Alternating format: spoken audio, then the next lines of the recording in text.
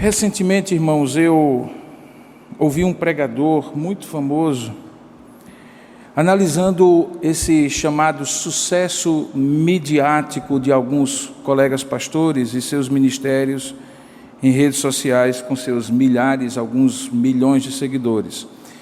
Naquela fala, ele tentava distinguir, sob a perspectiva de Deus, obviamente, o que seria resultados, um termo que ele usou, e o que seriam os frutos, outro termo que ele quis diferenciar de resultados. Para ele, resultados seriam meramente os números, a repercussão daquilo que é escrito, que é dito, que é divulgado, a influência digital daquelas pessoas, o sucesso que isso provoca, o ciclo que tudo isso promove, a ponto de algumas pessoas julgarem se alguém é um homem de Deus ou não, pelo número de seguidores que ele tem na rede social, ou pela influência digital daquilo que ele faz. Por outro lado, dizia ele que frutos, diferentemente de resultados, é o que está por trás daquelas aparências, dessas coisas que eu mencionei, em termos de fidelidade a Deus, de verdadeira transformação de vida, de mudança e bênção sobre a família, sobre as famílias, sobre a igreja, sobre a sociedade, por causa do evangelho que aquela pessoa prega. Para ele, o núcleo inegociável de tudo o que se faz, inclusive dos números, da repercussão, da influência digital, do sucesso, é a integridade e a fidelidade do ministério de alguém centrado em Cristo e no seu evangelho, que pode ou não, obviamente, ter uma grande repercussão, ter muitos números e muita influência nas redes sociais e no mundo cibernético, podendo ou não ser assim. Eu confesso que desde que eu li aquilo, eu comecei a pensar, remoer, digerir um pouco e refletir sobre o que ele escreveu. Mas a minha tendência hoje continua sendo de concordar com ele, sabe, irmãos? Porque é notório que tudo, nem tudo, na verdade, que reluz nesse mundo digital, de fato é ouro. Antes é ouro de tolo. Não sei se você sabe a expressão ouro de tolo. O ouro, no seu estado natural, é algo maleável, né? Ele não é algo que poderia, por exemplo, estar numa aliança. Ele é maleável, ele precisa ser misturado um pouco com algumas coisas como cobre, como prata, como níquel, e formar uma liga metálica que possa ter algum tipo de textura e de solidez para ser esculpido, para ser colocado numa pedra preciosa. O problema é que existe uma substância que não é o ouro, que parece ser ouro, mas não é ouro. Ela se chama, eu pesquisei, ela se chama uma coisa chamada pirita. É uma liga de estanho com enxofre. Ela tem praticamente a mesma aparência de ouro, ela reluz como ouro, ela brilha como ouro, mas ela não é ouro. E aí, por causa de muitos comprarem pirita ao invés de ouro, se cunhou a expressão que aquele ouro era um ouro de tolos, de pessoas que não conheciam o que de fato era ouro. No livro de Atos, que nós temos visto nesses últimos domingos, muito antes da existência desse mundo digital, é possível avaliar o ouro do que estava acontecendo, distinguindo da pirita que porventura poderia estar acontecendo, a partir de duas dimensões: a dimensão do crescimento ou da expansão da igreja e também a dimensão da vida da igreja. São exatamente esses dois enfoques, como a igreja crescia e como a igreja vivia, que estão presentes no livro de Atos, no capítulo 2, que é exatamente o texto que nós vamos expor hoje pela manhã e à noite. Hoje pela manhã falando sobre a expansão da igreja e à noite sobre a vida da igreja. Esse capítulo, ou esse episódio 5 e 6 da primeira temporada chamada Igreja em Jerusalém, dessa série Edificarei a Minha Igreja, no livro de Atos, falam justamente dos novos membros, os primeiros membros da igreja, a expansão da igreja e de como viviam esses membros a vida da igreja. Hoje pela manhã nós vamos falar sobre o ouro da expansão da igreja, como era verdadeiro e real, por conta de alguns aspectos que o livro de Atos, capítulo 2, expressa. Abra sua Bíblia, portanto, em Atos, capítulo 2, do verso 37 a 41. Nós vamos falar hoje sobre os novos, ou os primeiros membros da igreja em Jerusalém, a partir de Atos, capítulo 2, verso 37 a 41. E vamos descobrir o que é que era resultado e o que era verdadeiramente fruto. E talvez nos comparar com aquilo, e comparar muito o que nós vemos hoje, como era naquele começo. Atos capítulo 2, verso 37 a 41, diz assim, você pode acompanhar na sua Bíblia, no seu smartphone, tanto aqui, como também em casa onde você está. Diz assim: ouvindo eles estas coisas, se referindo à multidão, que tinha ouvido o sermão de Pedro, compungiu-se-lhes o coração, e perguntaram a Pedro e aos demais apóstolos: o que faremos, irmãos? Respondeu-lhes Pedro, verso 38, arrependei-vos, e cada um de vós seja batizado em nome de Jesus Cristo, para a remissão de vossos pecados, e recebereis o dom do Espírito Santo. Pois para vós outros é a promessa, para os vossos filhos e todos os que ainda estão longe, isto é, para quantos o Senhor nosso Deus chamar. E com muitas outras palavras deu testemunho Pedro e exortava-os dizendo: salvai-vos dessa geração perversa. Então os que lhe aceitaram a palavra foram batizados, havendo um acréscimo naquele dia de quase 3.000 pessoas. Ouro, fruto e não apenas resultados. Vamos orar e pedir a Deus que nos abençoe por intermédio desse texto. Curva a sua cabeça e vamos pedir a iluminação do Espírito Santo. Ó Deus amado, a Tua palavra é suficiente para nos convencer pelo Teu Espírito. Tu não precisas de mim para expor esta palavra, mas pela Tua graça me chamaste nesta manhã mais uma vez a deixar que a minha mente e a minha voz sejam instrumentos Teus. Eu me sinto muito pequeno diante de Ti e rogo a Ti que por Tua misericórdia e graça Tu me uses, porque Tu conheces o meu coração, sabes como falho e limitado eu sou. Assim como os meus queridos irmãos e irmãs que estão aqui e em outros lugares tantos, também precisam da Tua ajuda para compreender, tendo os seus corações iluminados pelo Seu Espírito. Por isso, ó Deus, abra a nossa mente, joga luz do Teu Espírito sobre esse texto, e quando nós formos expondo, abre o nosso entendimento, assim como abriste o entendimento daquela multidão, para compreender, ó Deus, aquilo que foi pregado. Fala conosco, Senhor, e nós Te ouviremos. É assim que nós Te oramos e Te agradecemos, em nome e para a glória de Jesus. Amém. Irmãos, do ponto de vista de estrutura de uma narrativa, de uma história que é contada, o capítulo 2 de Atos é praticamente perfeito. Veja, ele começa com Lucas narrando o que aconteceu, o derramamento do Espírito Santo. Ele foca em descrever com detalhes quem estava, o que aconteceu, em que momento, que falas foram ditas, que reações aconteceram e assim por diante.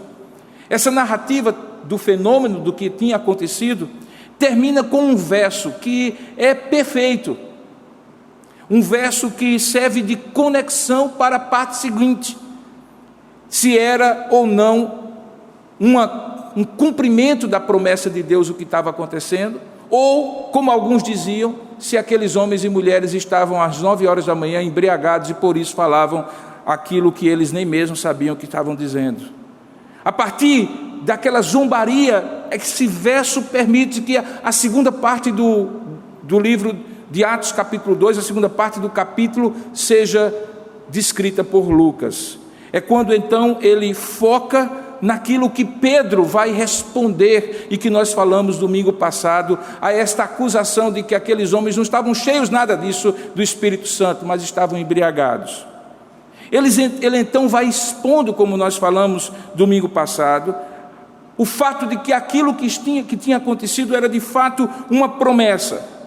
E como aconteceu na primeira parte do capítulo 2, também termina a partir de um verso, onde Pedro fala e Lucas registra a centralidade de Cristo como a mensagem que explicava o fenômeno.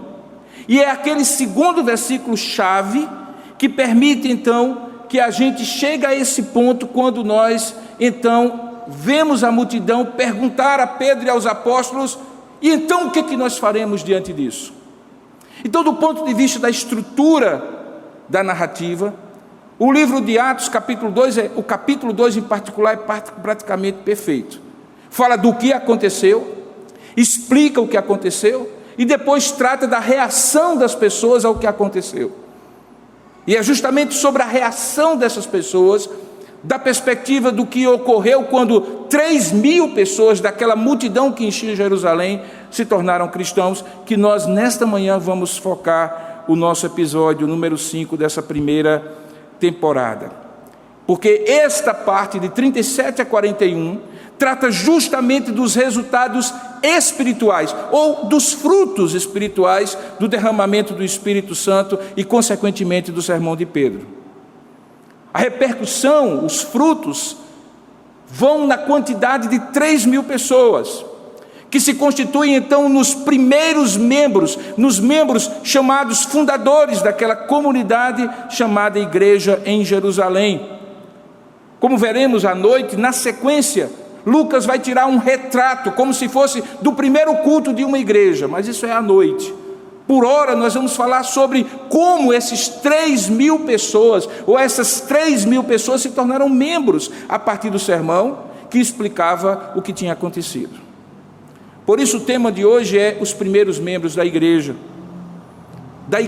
em Jerusalém, e por isso dos frutos primeiros da obra do Espírito Santo a partir do momento que ele é derramado na igreja.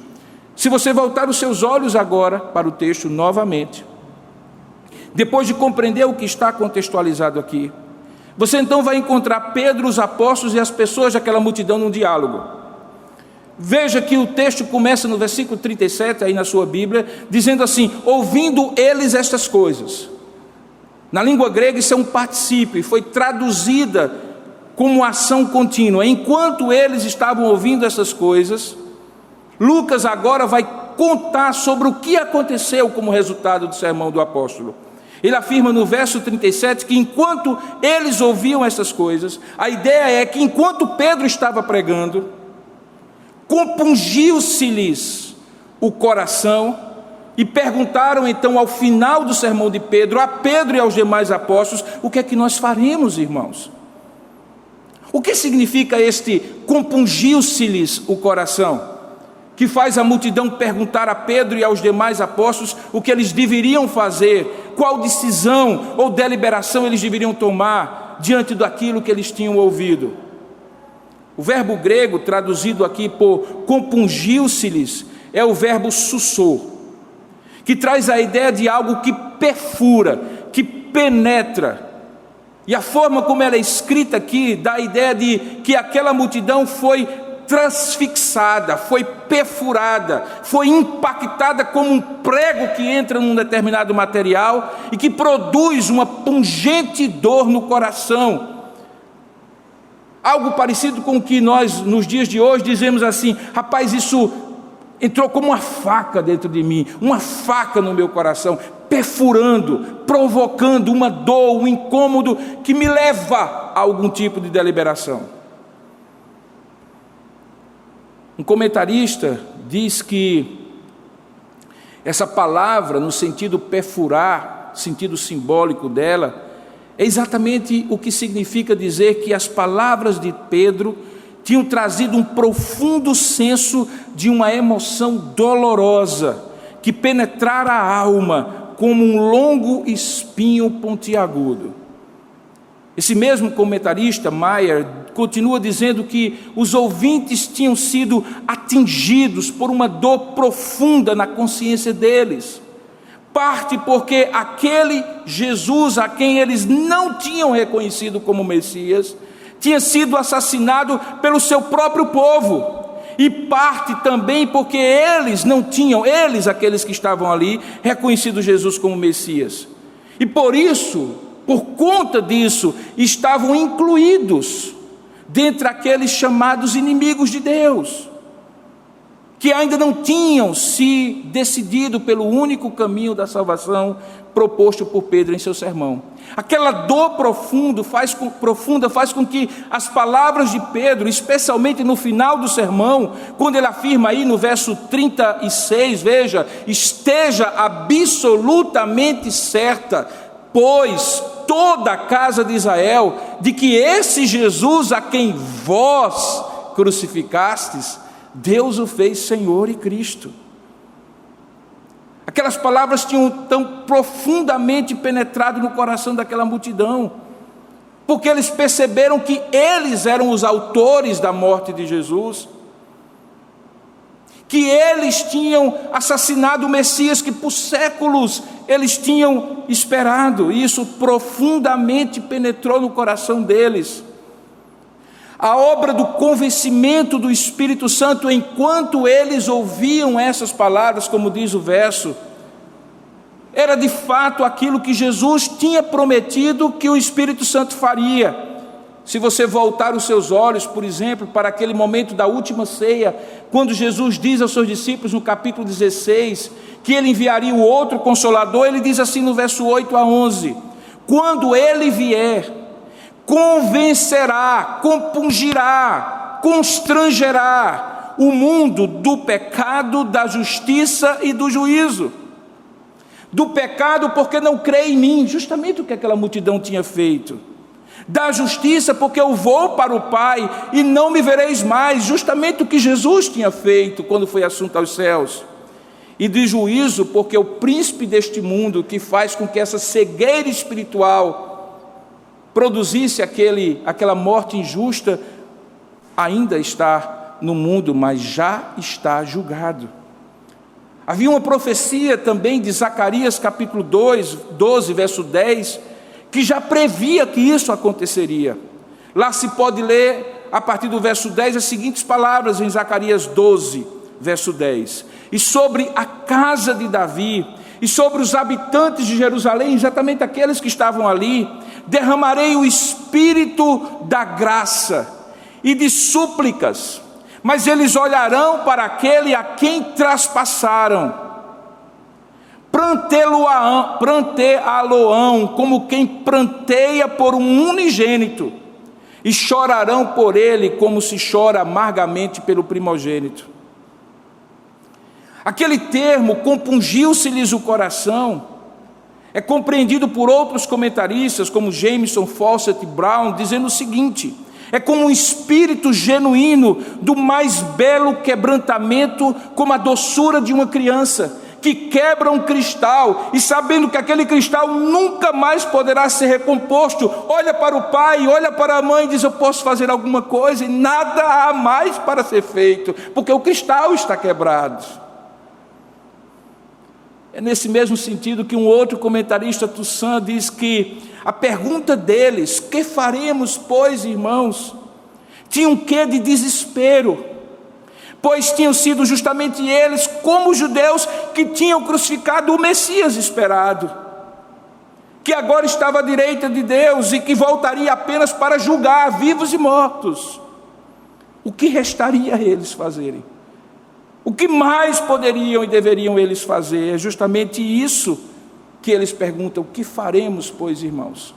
Esse mesmo comentarista, Toussaint, diz que esta é a mesma expressão que Atos capítulo 16, tempos depois, vai repetir quando o carcereiro de Filipos ouve aquele estrondo do terremoto que abre as portas do cárcere naquela cidade, onde estavam o apóstolo Paulo e Silas, seu companheiro. E sabendo ele que tinha que dar conta com a própria vida da fuga, possível fuga, suposta fuga daqueles homens, ele toma a espada e vai se matar diante do fato de que ele tinha que prestar contas daqueles que supostamente tinham fugido, mas que não tinham fugido. E por isso Paulo, do fundo do cárcere, diz: não faças isso, não faças nenhum mal a ti, pois todos aqui estamos. E ele então entrando, diz o texto lá em Atos capítulo 16, trêmulo com aquela emoção de ver que Deus estava lhe dando uma outra chance, prostrou-se ali diante de Paulo e Silas e lhes perguntam a mesma coisa que agora essa multidão já tinha perguntado. Disse assim: senhores, que eu devo fazer para que eu seja salvo? E então ele ouve a voz: crê no Senhor Jesus Cristo, será salvo tu e a tua casa. Essa pergunta também é a mesma pergunta que Lucas capítulo 3 narra, que aquelas multidões que começaram a correr para João Batista, quando ele começou a pregar batismo para o arrependimento de pecados, mas que não queriam o batismo, ou melhor, queriam o batismo, queriam batismo, mas não queriam o arrependimento dos pecados. João, de maneira muito dura, diz: vocês são a raça de víboras. Quem vos induziu a vir aqui e fugir da ira vindoura? Produzi, pois, frutos dignos de arrependimento, ao invés de confiarem no fato de vocês serem filhos de Abraão, porque até dessas pedras o Senhor suscitaria filhos de Abraão, se preciso fosse. E então eles perguntam: então o que havemos, pois, de fazer? Veja, lá diante de João, depois muito tempo diante de Paulo e Silas, e agora em Atos capítulo 2, a pergunta é a mesma: o que haveremos de fazer? Quando o Espírito Santo penetra profundamente no coração de alguém, de alguns ou de uma multidão, e de fato é a obra do Espírito Santo, o impacto como uma coisa que perfura a alma, que fere a consciência, é: o que é que eu posso fazer para consertar? E diferentemente do que alguns poderiam pensar, não há nada a fazer, mas ao mesmo tempo, tudo já foi feito. E é justamente aí que a resposta de Pedro se torna tão simples e profunda, tão direta e objetiva no verso 38. Veja aí o que é que ele diz. Diz o texto que respondeu-lhes Pedro: arrependei-vos e cada um de vós seja batizado em nome de Jesus Cristo para a remissão de vossos pecados e recebereis o dom do Espírito Santo. A sequência é importante. Primeiro, arrepender-se. Segundo, ser batizado como sinal da remissão de pecados. Terceiro, receber o dom do Espírito Santo. E é nessa sequência que nós vamos entender por que arrependimento, batismo e a presença do Espírito Santo são as condições básicas para alguém se tornar membro da Igreja de Cristo. Foi assim na Igreja de Jerusalém e é assim por 2000 anos de história. Vamos pensar então nessas três questões. Primeiramente, o arrependimento como condição fundamental para alguém ser membro da igreja. Arrependimento é mudança de mente. É um convencimento mental de que alguém errou, mas não apenas intelectual. É também associado a um sentimento de pesar, de luto, de tristeza pelo que foi feito. E pelo que foi feito, não necessariamente primeiramente a alguém, mas primeiramente a Deus. Você recorda daquele filho pródigo que na parábola de Jesus volta para o seu pai? Quais são as palavras que ele diz? Ele diz assim: pai, pequei contra ti. Ele tinha convicção que antes de pecar contra o pai humano, ele tinha pecado contra Deus. Pequei contra Deus e contra ti, meu pai. Consequentemente, além de um convencimento mental, de um sentimento de pesar, arrependimento também implica numa decisão, uma deliberação de não querer repetir o que foi feito. Antes, pelo contrário, surge uma nova motivação de fazer exatamente o contrário do que era feito, na direção oposta para onde se estava realmente indo.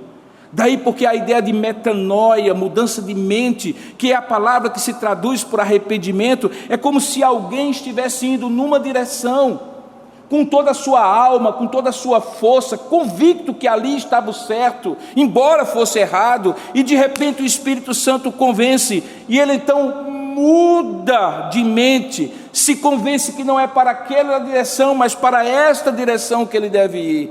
É motivado porque estava triste indo para aquela direção quando foi convencido de que era o erro, e agora se alegra em ir para esta nova direção. Não é apenas um convencimento intelectual, é algo que mexe no coração, que move a decisão das pessoas.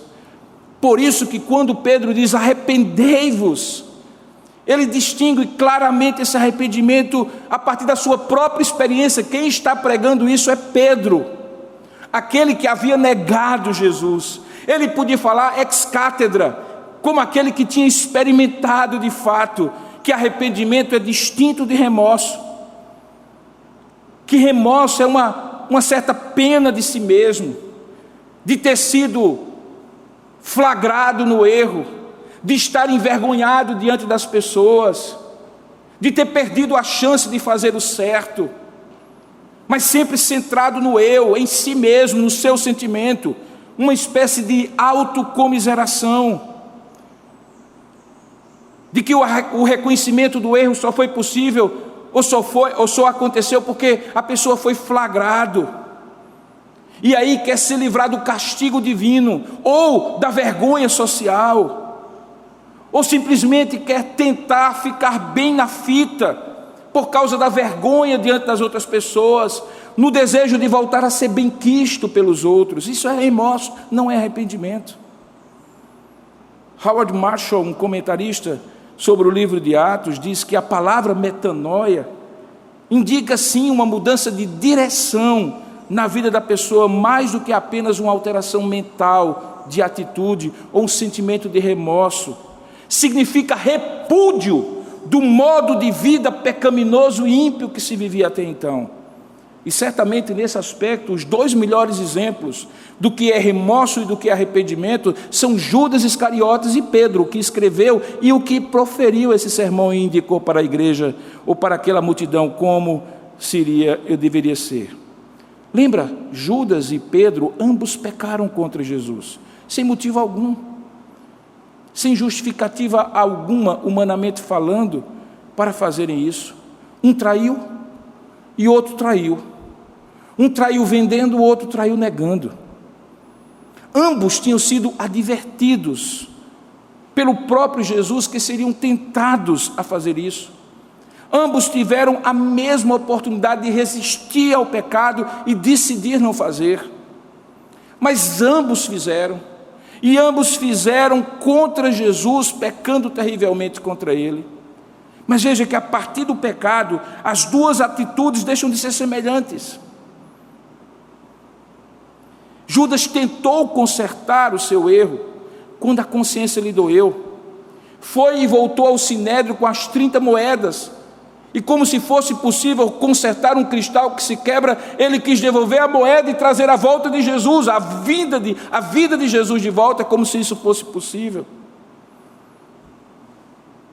Mas o sinédrio que tinha usado Judas como traidor, o envergonhou, jogou as moedas no chão, e diante daquilo ele, movido por uma atitude de consertar o erro por si mesmo, entendeu que o suicídio seria a solução definitiva, seria a solução radical para aliviar a sua culpa. Talvez ele pensou, pequei, e não tenho como voltar atrás, não tem jeito para mim, vou me matar porque essa culpa jamais será perdoada, nunca me livrarei dessa consciência pesada. Por outro lado, Pedro, quando o Evangelho narra que ao negar Jesus pela terceira vez, Jesus olhou para ele, e o olhar penetrante de Jesus penetrou, compungindo o coração de Pedro. Pedro fugiu, desconsolado com a frustração de não apenas ter negado a Jesus, mas também desolado, porque por meio dele também, tudo aquilo que havia sido sonhado por aqueles homens, seguindo Jesus, tudo aquilo que havia sido desejado para o reino de Deus, tinha sido aparentemente em vão. Depois de ter acreditado por 3 anos e meio e seguido Jesus, desde aquela hora em que ao lado da praia do Mar da Galileia, Jesus disse a ele, a André, a Tiago e a João: vinde após mim, eu vos farei pescadores de homens. Agora Pedro abandona a missão, bota as redes de pesca de volta aos ombros e volta à antiga vida. Vou pescar, é a expressão que os evangelhos dizem que Pedro disse aos seus colegas apóstolos. Ele não tentou resolver a culpa, mas ele estava com um profundo luto pela morte de Jesus, mas também movido pela sua culpa. A tentativa de voltar a pescar era talvez uma tentativa de aliviar a sensação de frustração, de tristeza consigo mesmo, mas não era uma tentativa de resolver, como Judas supostamente achou que poderia resolver com a própria morte. Não, ele não buscou a Deus, é verdade, mas pelo menos ele não achou que a sua morte aliviaria a sua culpa. Ele não agiu à semelhança de Judas para com justiça própria resolver a culpa. Já que eu matei, eu morro. Era esse o raciocínio de Judas, mas não de Pedro. Ele não tentou pagar com a própria morte o fato de ter negado Jesus no momento da sua morte, e por isso ele permitiu, ele deu espaço para que Jesus fosse em busca dele. E aí nós encontramos ao fim do Evangelho de João, Pedro e os discípulos pescando, e Jesus na beira do mar, sendo reconhecido por eles. E naquele diálogo, ao redor de uma fogueirinha, comendo pão e peixes, Jesus faz aquelas 3 famosas perguntas restauradoras a Pedro: Pedro, tu me amas? Pedro, tu me amas? Pedro, tu me amas? E aquilo produziu o arrependimento que Pedro precisava ter. Ele compreendeu que nós amamos mais ao nós e ao mundo, e por isso pecamos. E portanto, se passarmos a amar a Deus acima de todas as coisas, como Ele nos manda, este aí é o segredo para não pecarmos. Mas quanto mais pecamos e somos amados e perdoados, mais somos gratos. E por isso Pedro, agora, 50 dias depois, quando a multidão lhe pergunta: o que faremos? Ele disse: eu já sei o que vocês precisam fazer. Foi o que aconteceu comigo. Arrependam-se, como eu me arrependi. Se o passado antes tinha sido de negação, agora era de testemunho, de afirmativa, de contar a história, assim como acontece com cada um de nós. Quando testemunhamos, não precisamos e não devemos focar apenas no que Deus fez a partir do momento que nos arrependemos. É preciso confrontar com o fato de que antes nós vivíamos rebeldes a Ele, e o contraste é que fará a grande diferença que Deus usará para compungir o coração das pessoas. Antes eu era assim, agora Deus me transformou nisto. E é o que acontece com Pedro. E por isso ele volta-se para a multidão, que tinha acabado de ouvir o seu sermão, e de maneira muito clara, diz para ele: vós, veja aí no verso 23, vós o matastes, crucificando por mãos de iníquos, os romanos. E aí eles, sentindo a profundidade e a seriedade do que tinham feito, percebendo que a única salvação era serem convencidos do pecado e arrependido, desejar de alguma forma caminhar em outra direção, é que aquela multidão então ouve a solução para: que faremos nós, irmãos? Arrependam-se. Então, se o passado tinha sido marcado pela decisão deles de matar o Messias, no presente a decisão só poderia ser seguir, amar e servir a esse Jesus a quem eles mataram. Por isso, a condição fundamental para alguém também seguir, caminhar com Jesus, amá-lo e adorá-lo, é se arrepender dos seus pecados. Não é conhecer muita teologia, não é saber as normas da igreja, não é ser todo certinho, pagar, entre aspas, o seu dízimo. frequentar regularmente a igreja. E embora tudo isso possa ter algum valor, só tem valor se começar com arrependimento. E é isso que Pedro diz àquela multidão. Em segundo lugar, na sequência, além de ele ter dito arrependei-vos, ele também disse sejam batizados como sinal da remissão dos seus pecados. E o que significa isso? Significa identificar-se com Cristo como uma condição impreterível para ser membro da igreja. O texto diz assim: e cada um de vós seja batizado em nome de Jesus Cristo para a remissão dos vossos pecados. Se alguém perguntar para mim onde é que termina o arrependimento e começa a fé, eu diria que a melhor maneira para você entender arrependimento e fé, simbolizado no batismo, não é numa sequência linear, mas como se fossem duas faces de uma mesma moeda. É assim que Howard Marshall, inclusive, entende. Veja, Calvino também deixa claro isso, quando no seu terceiro livro das Institutos da Religião Cristã, ele afirma que o arrependimento não apenas segue a fé, não somente sempre segue a fé, ao arrependimento sempre segue a fé, mas também é a fé que produz esse arrependimento, como se fossem duas faces de uma mesma moeda. Sabe, eu demonstro arrependimento pelo meu pecado e viro a moeda, passando a demonstrar a única confiança que pode me salvar. Por isso, arrependimento e fé andam juntas como duas pernas de uma caminhada. Isso fica evidente pela resposta de Pedro. E por isso no texto existe uma conjunção de ligação aí, e sejam batizados. Arrependam-se e sejam batizados. O e sejam batizados refere-se a essa identificação com Cristo pelo batismo. O batismo não é um ritual, senhores e senhoras. Não é uma cerimônia de iniciação em uma sociedade, em um clube. Não. O batismo é o sinal de que os pecados do pecador foram remidos, lavados pela água do batismo. Que os pecados do pecador foram remidos, pagos pelo Redentor. E que nenhuma culpa ou dívida resta para ele pagar, permitindo assim agora a reconciliação com Deus, simbolizada na comunhão da igreja de irmãos e irmãs em Cristo. Não era apenas uma questão de deixar de ser contra Jesus e supostamente ficar em cima do muro, não. Era deixar de ser contra Jesus e agora era imperioso passar para o outro lado e identificar-se. E o batismo é o sinal visível desta mudança invisível e espiritual na relação de Deus com o pecador.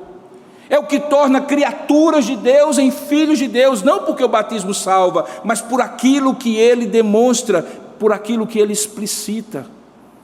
Explicita que aquela criatura é uma nova criatura, que a sua culpa está justificada pelo que Cristo fez no Calvário, e que ele confia a ponto de dizer: Cristo é meu e eu sou de Cristo, e por isso já nenhuma condenação há para os que estão em Cristo Jesus. E por isso ele é inserido numa nova família chamada família da fé, o povo da aliança, a igreja de Cristo. E é por isso que o Espírito Santo é simbolizado por este batismo, quando ele vem habitar em nós e vai de dentro para fora, progressivamente transformando o nosso caráter para sermos cada vez mais semelhantes àquele com quem nos identificamos. É por isso que o casamento é o símbolo da relação de Deus com a sua igreja, porque os casais que têm muitos anos de casados podem testemunhar aqui como cada vez mais, na medida em que essa comunhão é real e é cultivada, um vai se parecendo com o outro, assim como a igreja vai progressivamente se parecendo com Cristo, o seu cabeça. Batismo não é, irmãos, uma ficha de adesão ou uma filiação a um partido político, a uma associação de classe, a um clube exclusivo com uma lista de benefícios aos sócios. Se batize e você vai ter desconto de 10%. Se batize e você vai poder entrar em tal lugar. Se batize e você vai ter acesso a uma sala VIP. Se batize e você então vai fazer parte de um grande conglomerado de pessoas em todo o mundo. Não é ser membro de uma instituição, irmãos. Não é ser membro da Igreja Presbiteriana de Tambaú, ou da igreja A, B ou C. Sendo, mais uma vez, alegórico, eu quero dizer, ser batismo, ou receber o batismo, não é passar a torcer por um time. É vestir a camisa da torcida organizada desse time. Por isso, batismo é sim uma identificação, um sinal visível, compromisso com Jesus assumido publicamente. Por isso que batismo não é nada feito, não é nunca feito secretamente. Porque do mesmo jeito que o seu Cristo se expôs ao Calvário por você, você se expõe no batismo pelo seu Cristo.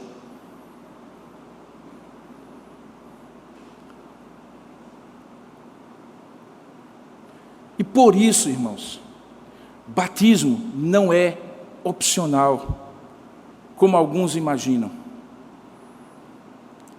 Como alguns imaginam hoje, que pode dizer assim: não, eu sou da igreja invisível de Cristo, eu sigo a Cristo, mas eu não preciso me comprometer, nem frequentar, nem fazer parte de nenhuma confissão de fé, de nenhuma comunidade de fé, de irmãos. Não, a Bíblia diz que é justamente o contrário, porque ele é um sinal visível de uma fé verdadeira e invisível. É que as consequências visíveis dessa fé é estar junto daqueles que, como seus discípulos, mesmo que sejam imperfeitos e pecadores, são comprometidos com Ele como você e caminham juntos, se ajudando nessa caminhada da fé. Por isso a palavra de Deus diz que quem não crê está condenado, e quem crê e for batizado será salvo. Faz parte da ordem que Jesus deu àqueles apóstolos quando disse assim: ide, portanto, fazei discípulos de todas as nações, batizando-os em nome do Pai, do Filho e do Espírito Santo, e ensinando-os a guardar todas as coisas que vos tenho ordenado. Não há como seguir a Jesus sem identificar-se com Ele, sem comprometer-se com Ele, sem amar, servir, sem se irmanar com aqueles que também são deles, que também são dele, que também estão comprometidos com Ele. Eu me recordo que quando terminei meu curso de psicologia, alguns anos atrás, foi feita a cerimônia de encerramento, aquela formatura, e eu insisti para que nós tivéssemos, como tivemos aqui na igreja, um culto em ações de graças. Não queria um culto ecumênico, algo que não tivesse a identidade com Cristo claramente. E eu me recordo que a comissão de organização, que tem em toda a turma de formatura, disse assim: já que você é pastor, então fique à frente. Mas pode ser que tenha alguém mais, e àquela altura, obviamente, eu já tinha passado 4 anos com aquela turma, pagando disciplinas de um lado e para o outro, e eu, na minha cabeça, talvez tivesse 2, na verdade eu tinha 2, uma que inclusive era ovelha minha, aqui, Flaviane, e uma outra pessoa também, que eu sabia que eram crentes. Mas de repente, quando a turma da organização disse assim: quem for crente aqui, quem for evangélico, protestante, procure Robson, porque ele vai organizar o culto com vocês. Começou a pular agente secreto de Jesus, que durante 4 anos não tinha dado nenhum sinal que era de Cristo. Mas como? Como é possível você conviver 4 anos com uma pessoa, estudando com ela diariamente, e não descobrir que ela é cristã pelas palavras, pelas atitudes, pelos procedimentos? Nem precisa dizer, nem mostrar a carteirinha, isso se revela. Porque é impossível você ser de Cristo secretamente. É preciso se identificar, se comprometer.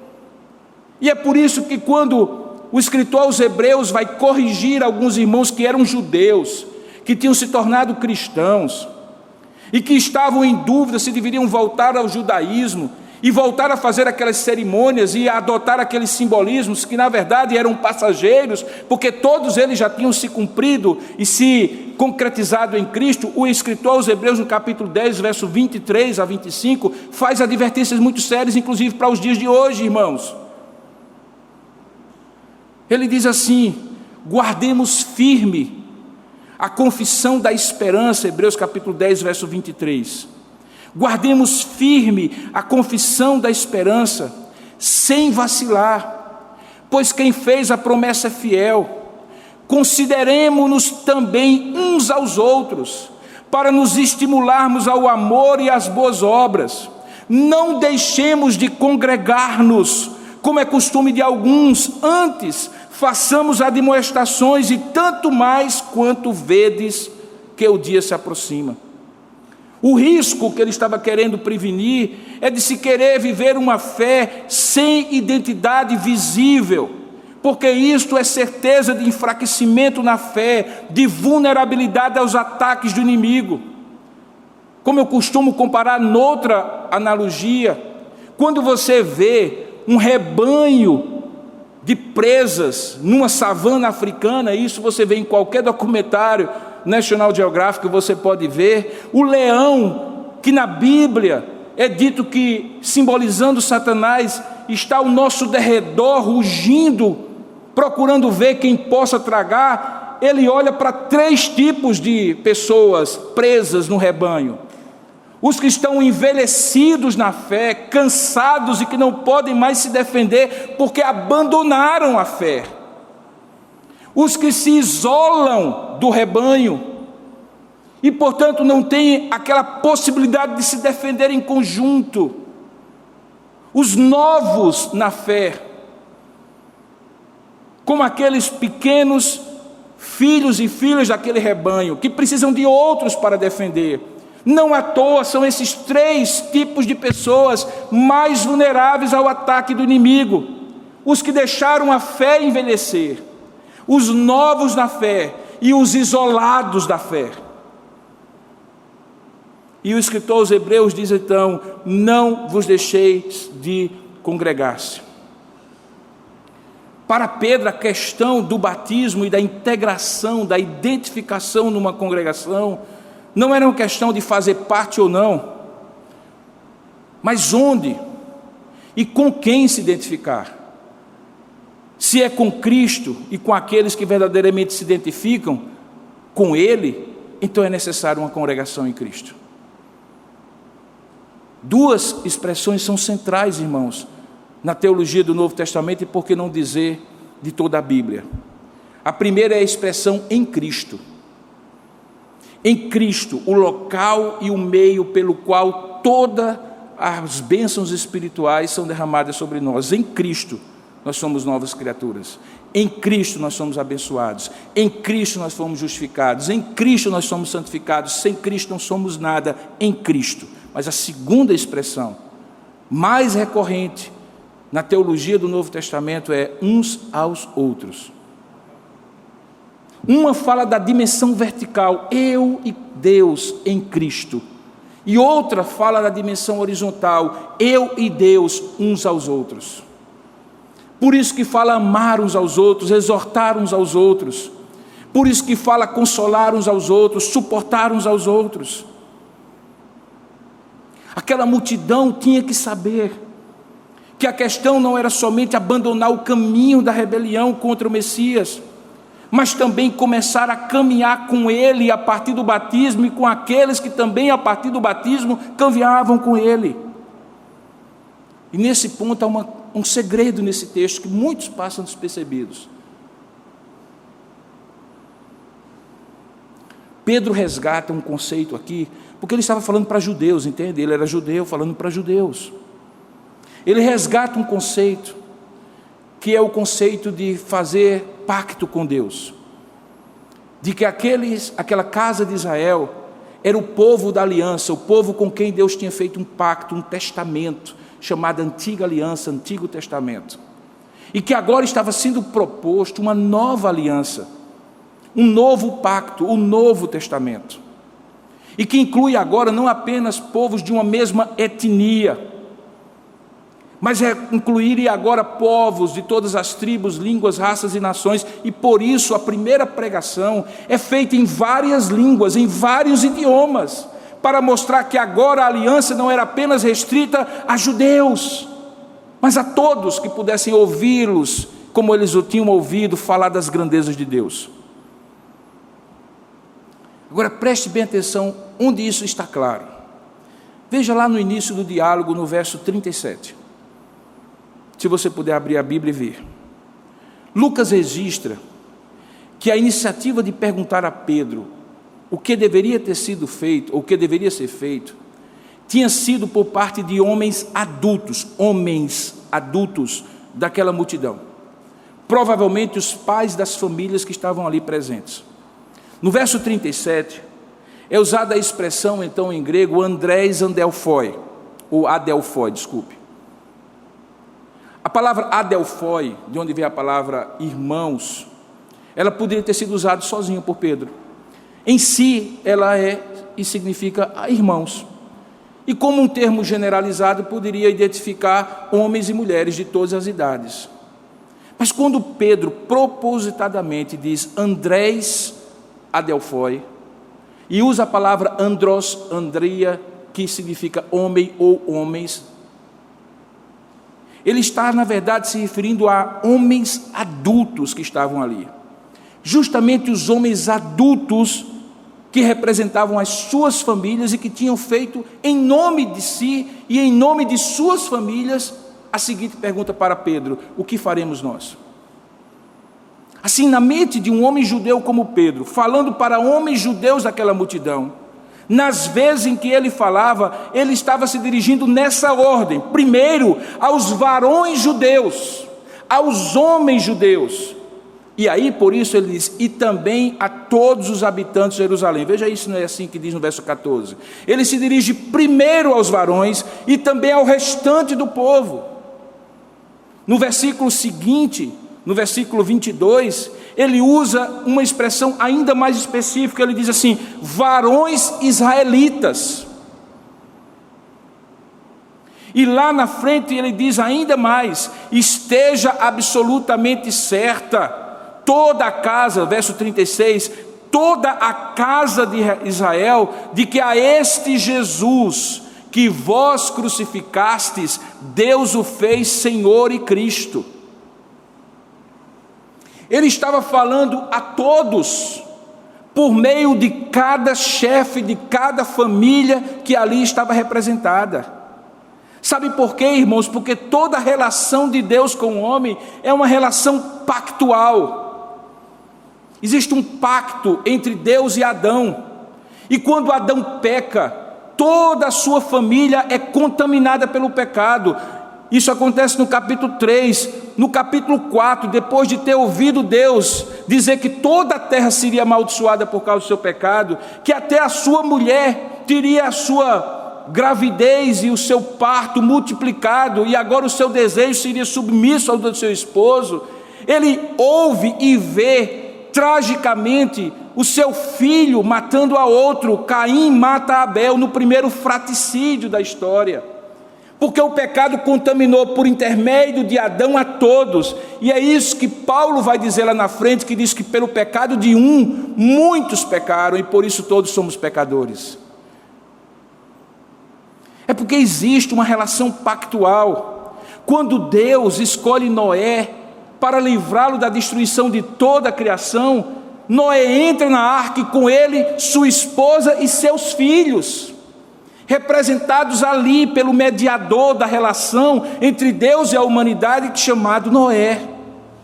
Quando Deus resolve escolher um homem, tirar de sua terra, levar para uma terra prometida, traz consigo o seu sobrinho Ló, e diz a ele, em ti serão benditas todas as famílias da terra, todos que te abençoarem serão abençoados, todos que te amaldiçoarem serão amaldiçoados, se tu uma bênção.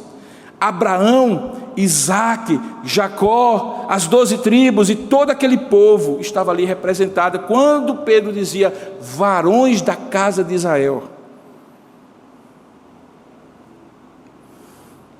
Mas há, se por um lado, uma desgraça em homens pecadores serem mediadores da aliança, Pedro vem dizer que há uma graça em que o verdadeiro Adão, o segundo Adão, Jesus Cristo, por causa da sua justiça, todos que nele creem são justificados.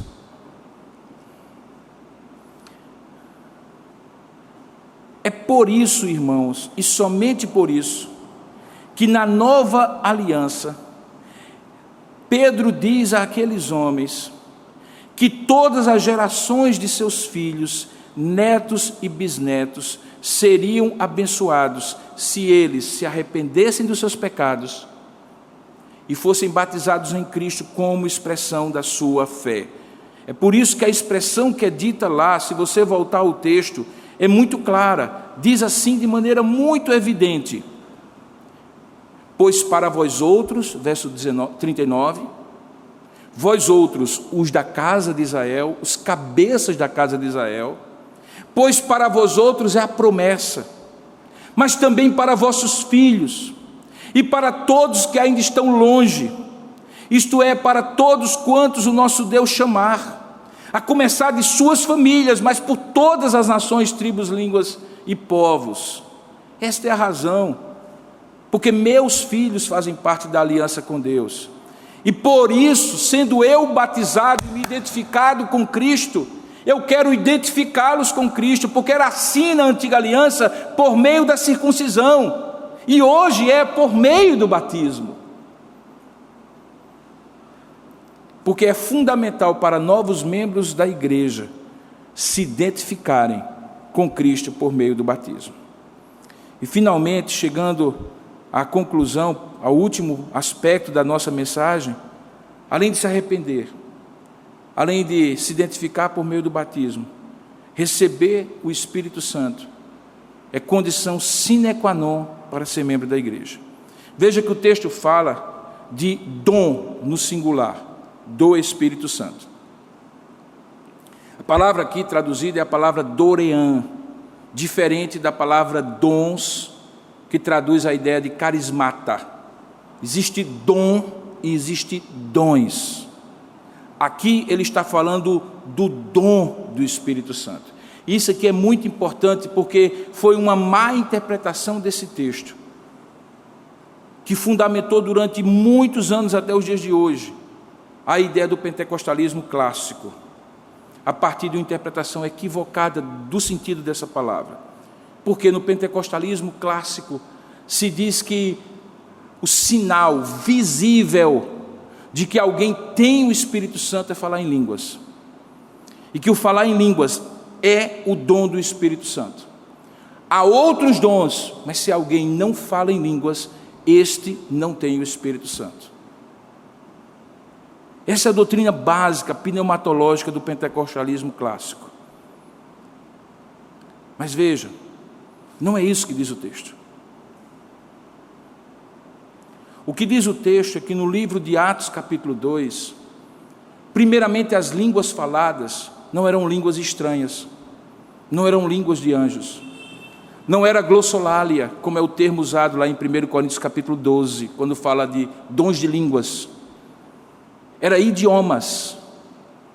Você vê pelo texto que cada um ouvia no seu próprio idioma as grandezas de Deus. Em segundo lugar, porque o termo que é usado aqui é dom no sentido de ser algo graciosamente dado. E o que é algo graciosamente dado? Um dom, uma dádiva.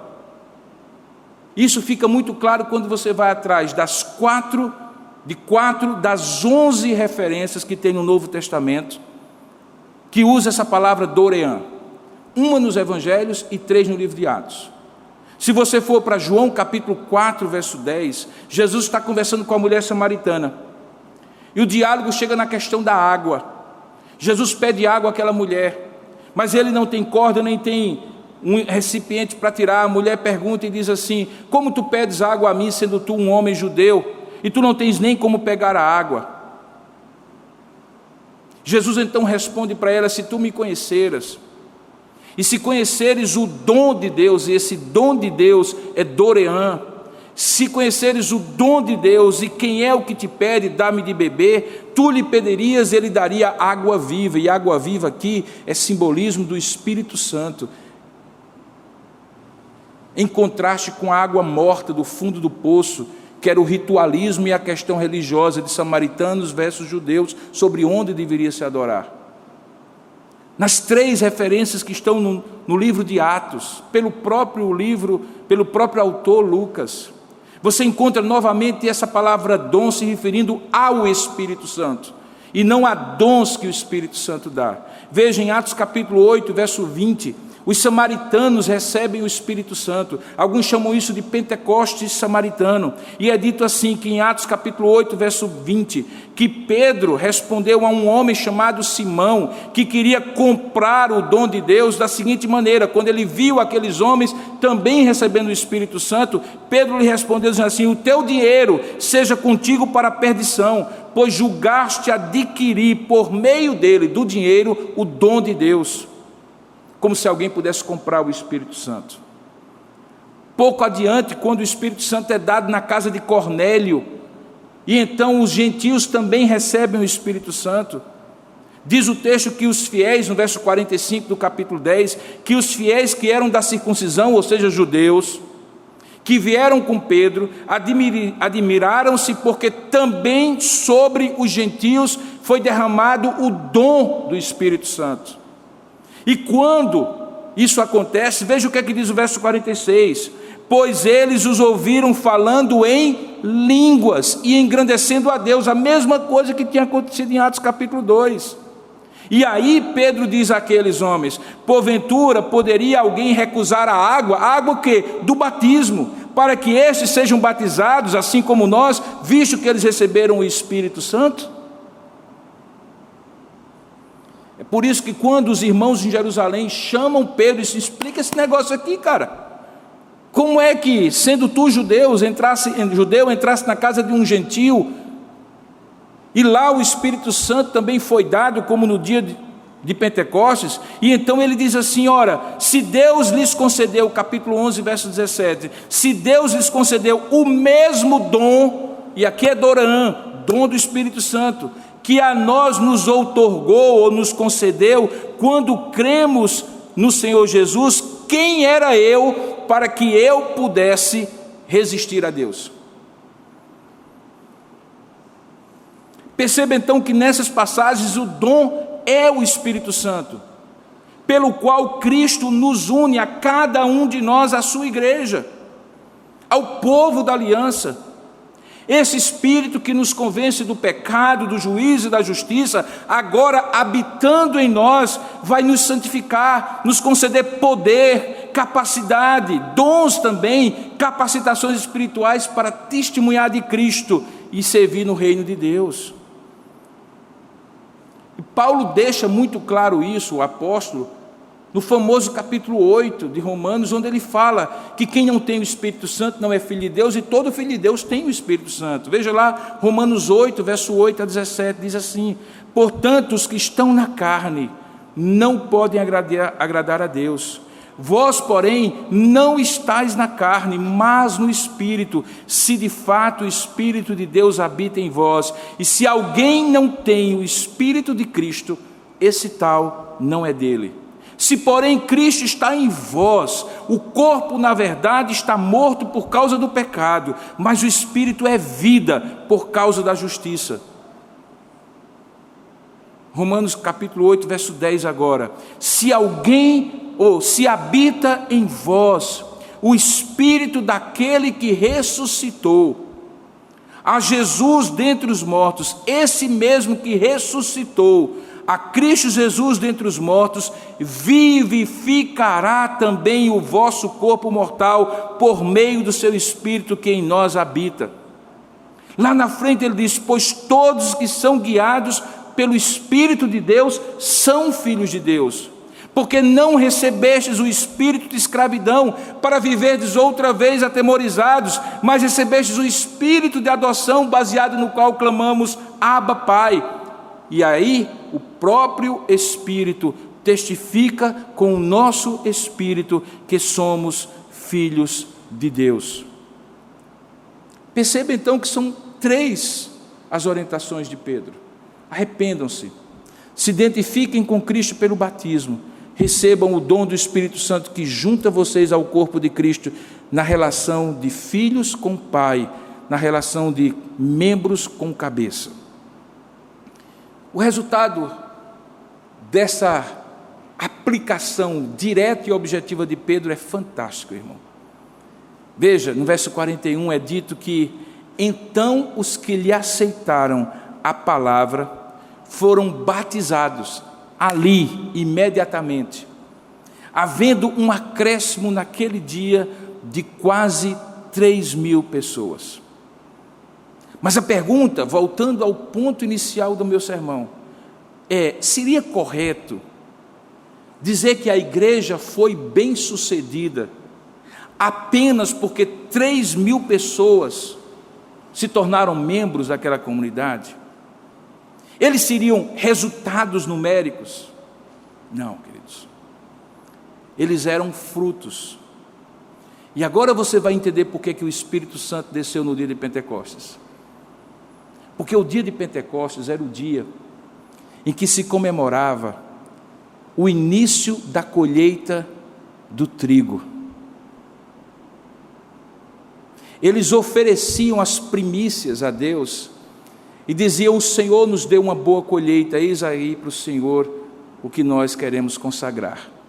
E é exatamente no dia de Pentecostes que as primícias, os primeiros frutos, não resultados, não números, não influência digital, mas os primeiros frutos da pregação da igreja se tornaram concretos em 3.000 pessoas que se tornaram cristãos recebendo o batismo.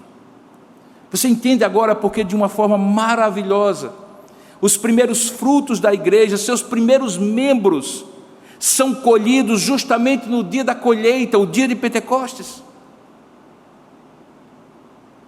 Você entende porque era nesse dia especificamente que se colhia a colheita do trigo?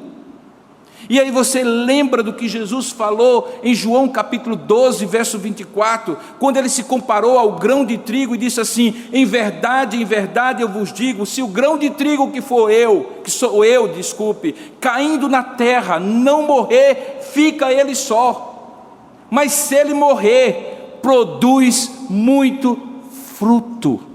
E ali estava o fruto da morte de Jesus no dia de Pentecostes.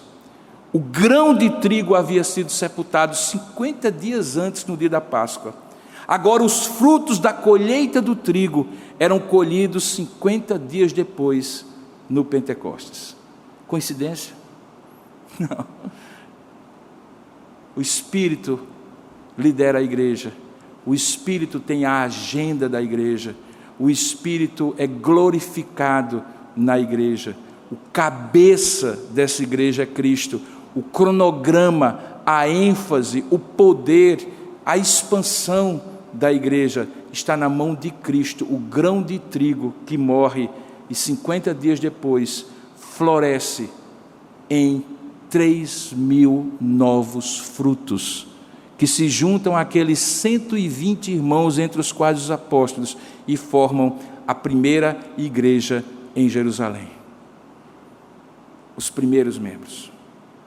Irmãos, todo agricultor quer uma grande colheita. Todo pescador quer uma rede cheia de peixes. Todo investidor quer um grande lucro. Todo professor quer o aprendizado pleno dos seus estudantes. O pregador do Evangelho quer o quê? Resultados ou frutos? Lembra do que eu falei no início dessa mensagem? Pedro teve frutos ou resultados apenas? Teve realidade ou aparência de realidade apenas? Teve popularidade ou ele teve, de fato, influência transformadora, real, profunda e permanente na vida daquelas 3.000 pessoas? Isso é o que distingue resultados de frutos. Hoje nós vimos nesse 5º episódio os primeiros membros da igreja. Como eles entraram na igreja? Por meio do arrependimento, da fé simbolizada no batismo e na identificação com Cristo e do recebimento do Espírito Santo. As condições básicas e inegociáveis de alguém se tornar membro da igreja. Hoje à noite, a gente vai ver na sequência do capítulo 2, encerrando esse capítulo 2, e tudo o que aconteceu no dia de Pentecostes, sobre como viviam esses primeiros membros. E aí, queridos, se você quer realmente sentir o impacto do que é uma vida vivida na presença de Deus, venha hoje à noite. Porque como eles viviam, era fruto da ação de Deus na vida deles, de maneira sobrenatural. Que Deus nos ajude a aprender com essas lições e a crescer na graça e no conhecimento do Senhor. Curva sua cabeça por um instante, feche os seus olhos por um momento. E nesse momento eu gostaria de convidá-lo a orar comigo e pedir: Senhor, que eu seja fruto e não apenas um resultado. Que a minha vida manifeste que de fato houve mudança de mente, de motivação na minha vida. Que houve arrependimento e identificação com Cristo. E que o teu Espírito que habita em mim é quem me santifica e me capacita para o teu serviço. Não queira ser resultado. Peça a Deus para ser fruto do que Deus fez na sua vida. Ó Deus amado e querido Pai, nós oramos a Ti nesta hora, pedindo que o Senhor, por misericórdia e graça, fale profundamente ao nosso coração quando daqui sairmos, para que essa mensagem não seja jogada nem em pedras, nem em espinhos, nem ao largo do caminho, mas que ela possa cair em terra profunda, revolvida, pronta, nutrida, umedecida pela Tua palavra, e produza fruto no meu coração e no coração de cada pessoa que está aqui. Não somente aqui fisicamente, mas também em qualquer lugar onde nesta hora essa mensagem está sendo ouvida, Pai, no tempo e fora do tempo em que ela está pregada, que ela foi pregada. Que o Senhor nos ajude a buscar ser fruto, a sermos fruto do Teu Espírito, e não apenas resultados da ação humana. É assim que nós te oramos e te agradecemos. Em nome e para a glória de Jesus. Amém.